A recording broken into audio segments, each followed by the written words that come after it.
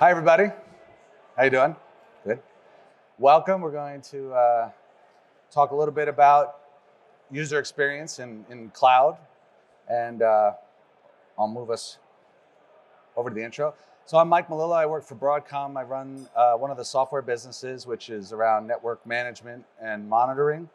So anything to deal with network infrastructure, software-defined networks, cloud networks, internet networks, monitoring them, testing them, validating them. And I'll introduce Mike Hustler here from the team. Hi, I'm Mike Hustler. I head engineering for the AppNeta product team, which is part of the NetOps suite of products at Broadcom. I've been in network monitoring, network management for basically my whole career, looking at things like active monitoring, of synthetic monitoring of applications and networks, passive monitoring like deep packet inspection and net flow analysis. But we're here talking to people who are putting applications in Google Cloud, putting applications in the cloud. So don't head for the door, because when I think about network monitoring, I think about the application. And the reason that the network is there through all of our the software that we build is it's about the application. It's about taking the user and connecting them with the application. And that's the reason that the network exists. So that's always the forefront of my mind. Yeah. Not only does Mike know networks, but he builds SaaS products in Google Cloud. So we have a lot of experience in what it takes to make those work.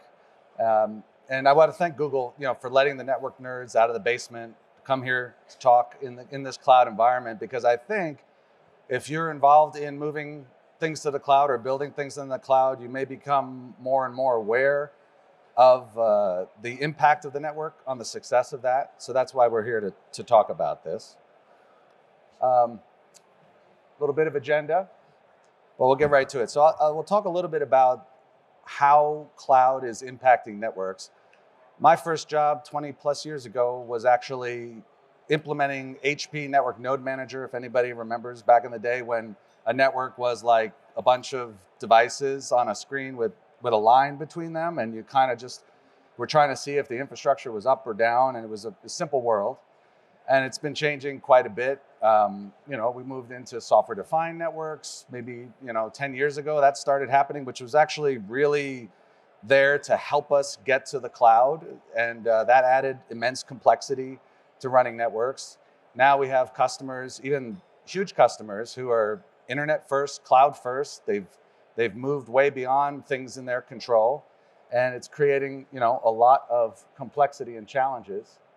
I've seen this stat for many years now, that it was always next year was the year of the cloud, but it really this is now real. The cloud operating model exists in even customers where it was pretty unlikely that we thought they'd be embracing it.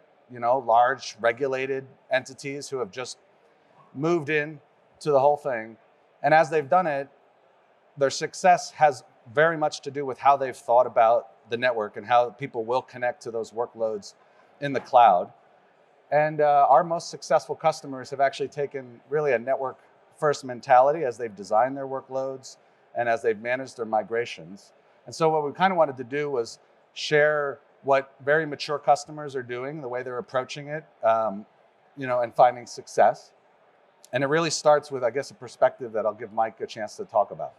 Yeah, so end-to-end visibility is what we're trying to give the users, and from the user to the app, as I've said. So when the application was in the data center and the user was in the office, your network path went from there to the data center, and that was your area of concern.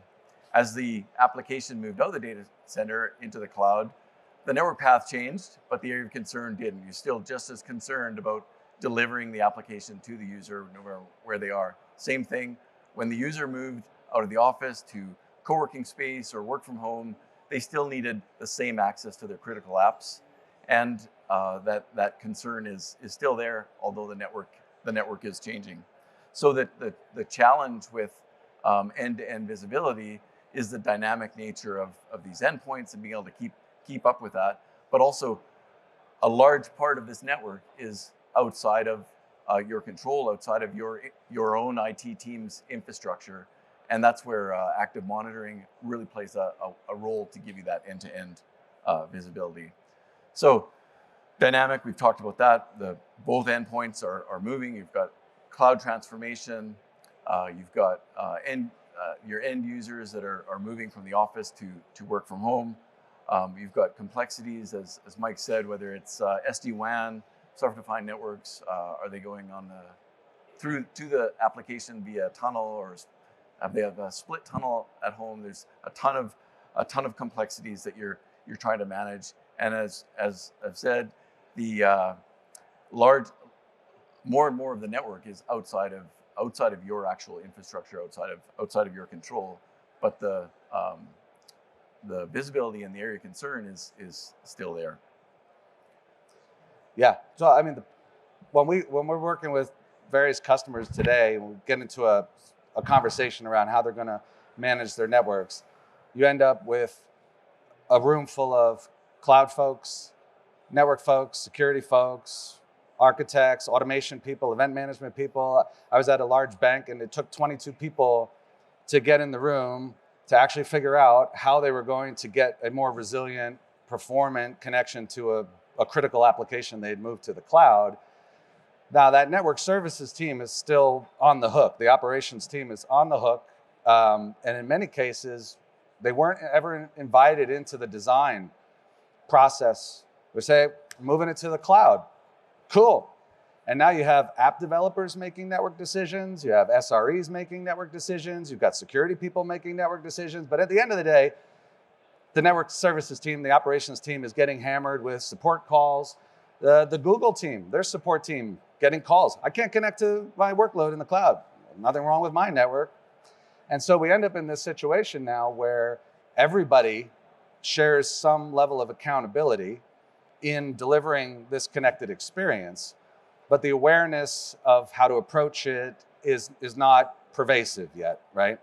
So what we wanted to do was kind of lay out, first of all, like a mindset that can be shared across all those stakeholders that I was talking about, and then ways to actually bring people together around the appropriate data and perspective. So I'll give it to Mike on that.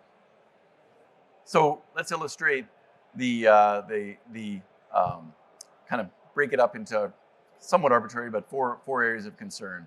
You've got the end user domain. That could be your large campus with a rock solid LAN, Wi-Fi in every corner on every floor, IT personnel on hand to help monitor and make sure that everything is solid.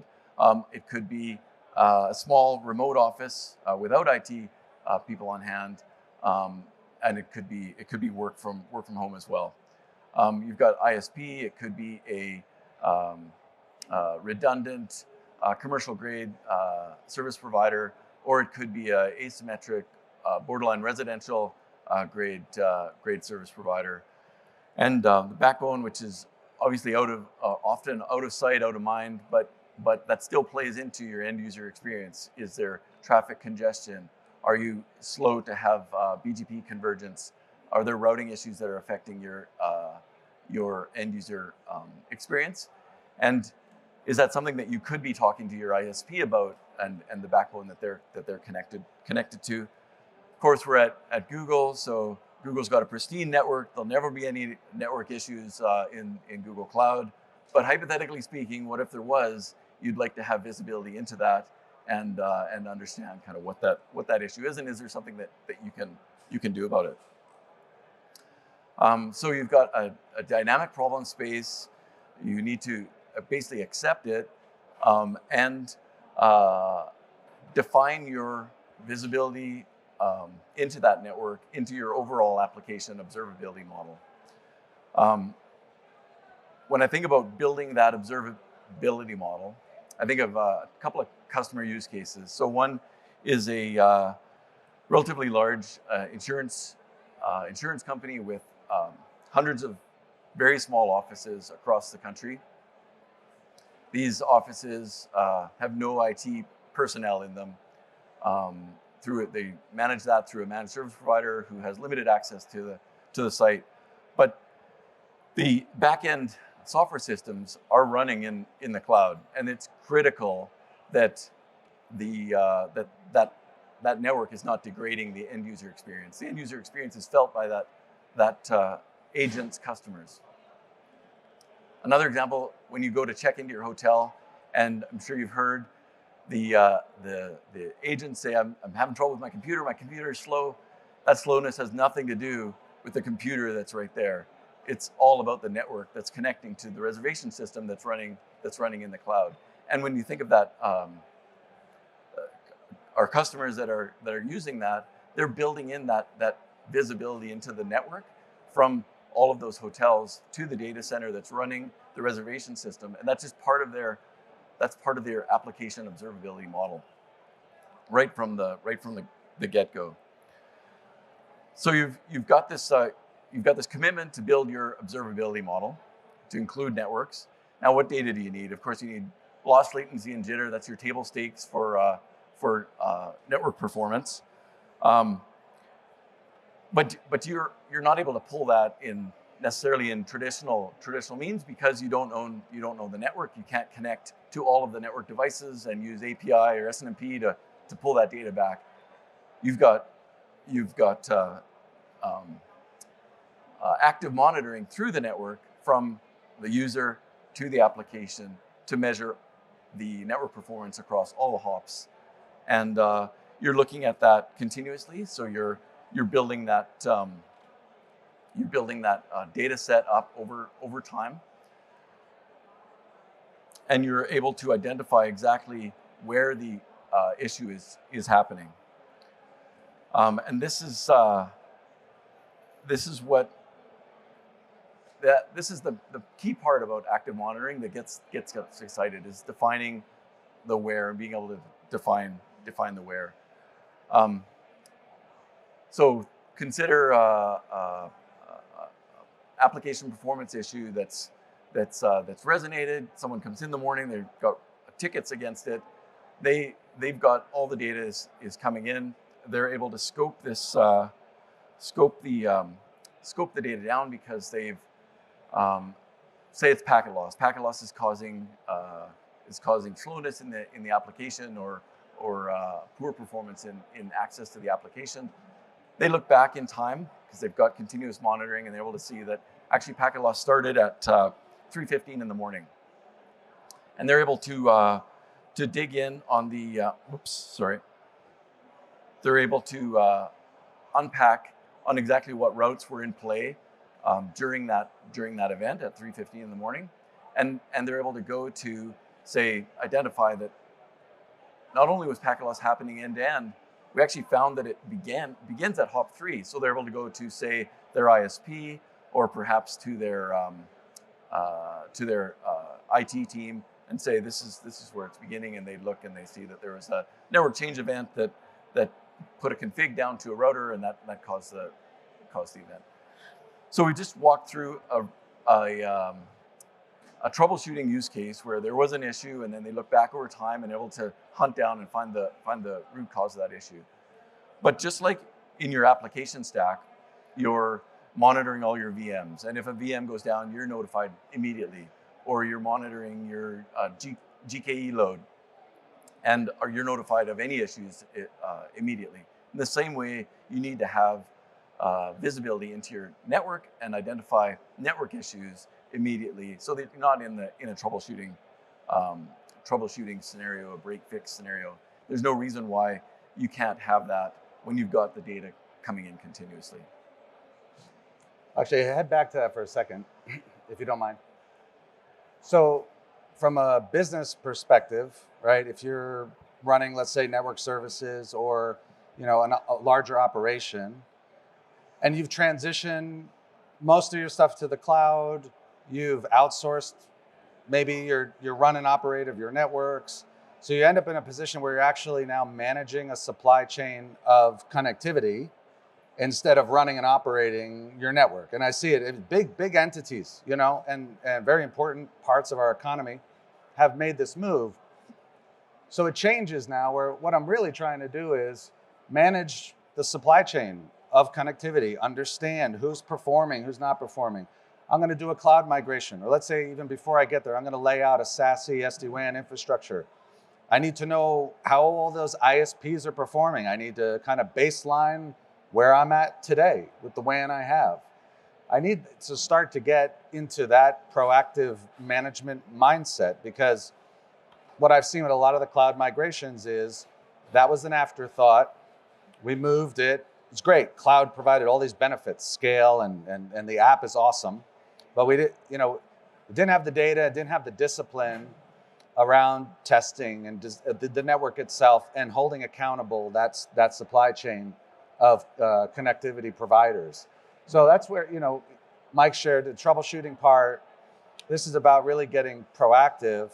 And we've seen this with a couple customers who have actually really made this leap, and they have this discipline. You can go to the next slide, where the whole team, the cloud team, security team, network team, everybody had a shared mindset around the network is going to be critical to this migration. They did a lot of effort, and they actually do this every time they move applications to the cloud or build applications to the cloud, to baseline the connectivity, to test throughout, to add active testing of network connections throughout the migration process, to then get to the final state where they're actually really measuring the connected experience as a key KPI of the cloud migration. And they've baked in this kind of monitoring into their process. And that's enabled them to reduce a lot of risk and now get into this cloud operating model where they feel very confident about what they're doing.